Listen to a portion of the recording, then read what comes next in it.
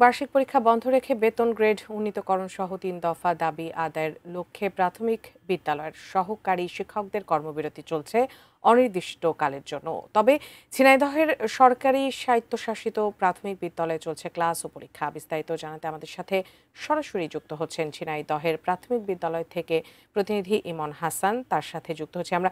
ইমন, মোট ৪টি দফা দাবি আমি যদি বলে থাকি এবং গত সোমবার থেকে লাগাতার চলছে। শিক্ষকরা এই মুহূর্তে কি বলছেন এবং শিক্ষার্থীদের থেকেও কোনো কিছু জানতে পেরেছেন কিনা, তারাই বা কি বলছেন? অসংখ্য ধন্যবাদ আপনাকে। ঠিক এই মুহূর্তে আমি অবস্থান করছি ঝিনাইদহের একটি প্রাথমিক বিদ্যালয়। আমি এই মুহূর্তে সরকারি প্রাথমিক বিদ্যালয়ে আছি।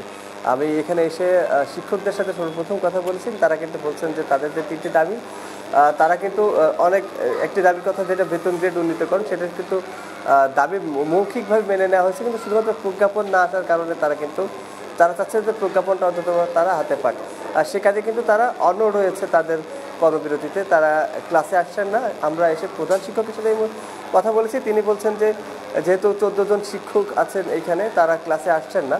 সেক্ষেত্রে প্রধান শিক্ষক যিনি আছেন তিনি যারা শিক্ষার্থীরা এসেছেন পরীক্ষার হলে তাদেরকে গাইড করার জন্য তিনি ক্লাসে যাচ্ছেন এবং যে ক্লাসগুলোতে মৌখিক পরীক্ষা আছে তিনি চেষ্টা করছেন মৌখিক পরীক্ষা নেওয়ার জন্য। এবং ইউআরসি যে সকল শিক্ষক আছে, 2জন ইউআরসি শিক্ষক দিয়ে তারা কিন্তু পরীক্ষা নেওয়ার চেষ্টা করছেন। কিন্তু এখানে যে সকল শিক্ষার্থীরা এসেছেন প্রায় ৩ শতাধিক শিক্ষার্থী, তাদের আসলে মাত্র 3 জন শিক্ষক দিয়ে তো পরীক্ষা নেওয়া খুব বেশি একটা পসিবল হচ্ছে না। আমরা এসে দেখেছি এখানে।